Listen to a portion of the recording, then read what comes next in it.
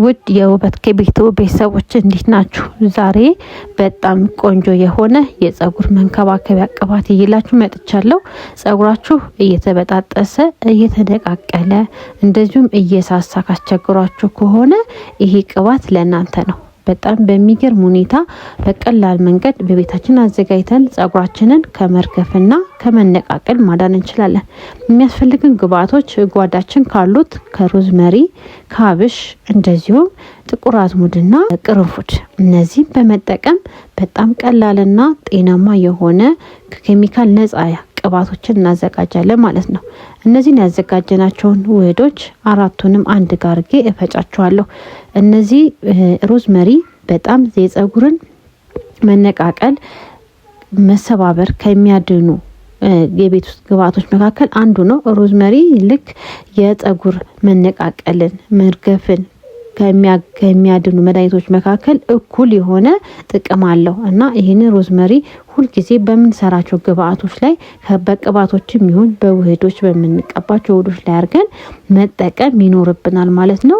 በተጨማሪም የሮዝመሪን ውሃ በፈሳሽነት አድርገን ጸጉራችን ላይ ብናረገው በጣም ለውጥ አለው እና አብሽም ሌላኛው ግብአት አብሽ ነው። አብሽም ተመሳሳይ የሆነ የጸጉር መርገፍን እንደዚሁም ከፊት ለሸሸ ለበረሃ ማለት ነው በጣም ለፊት ጸጉራችን ለማውቀ ይረዳናል።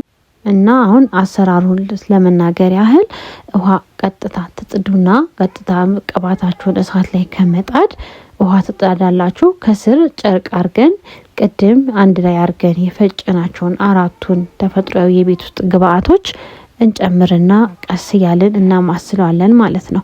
እያማሰላችሁ ዝግ ባለ እሳት ከቅባቱ ከግብአቶቹ ጋር እንዲዋሃድ ማድረግ ነው።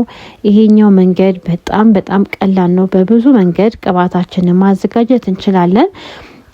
ይሄኛው መንገድ ግን በጣም ቀላሉ ስለሆነ ነው ለእናንተ ለውድ ቤተሰቦች እየላችሁ የመጣሁትኝ። እንደዚህ ካረጋችሁ በኋላ ወደ የሚቀዘቅዝበት እቃ ላይ ታጋቡታላችሁ።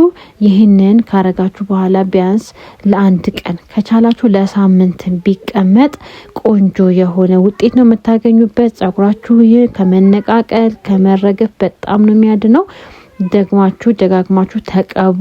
ድርቀት ምናምን እንዳይኖርባችሁ ጸጉራችሁ ሁሉ ጊዜ እርጥብ ቢሆን እና ይሄንኛውን ቅባት ደግሞ የጨመርኩትኝ እንዲያራዝምልኝ ፈልጌ ነው።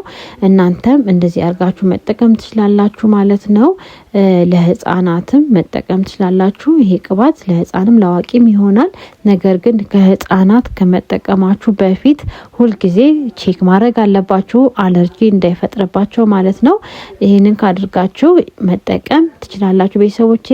በቀጣይ ደግሞ በአዳዲስ ቅባት አማራጮች የጸጉር መንከባከቢያ ውህዶች የፊት መንከባከቢያ ስክራፖች እንመጣለው ማለት ነው። እስከዛው ግን ቻናላችንን ሰብስክራይብ እያደረጋችሁ ቤተሰብ መሆናችሁን አትርሱ። ቪዲዮ ለሌሎች እንዲደርስ ላይክ እንደዚሁም ሀሳብ አስተያየት ካላችሁ በኮሜንት አሳውቁኝ ባይ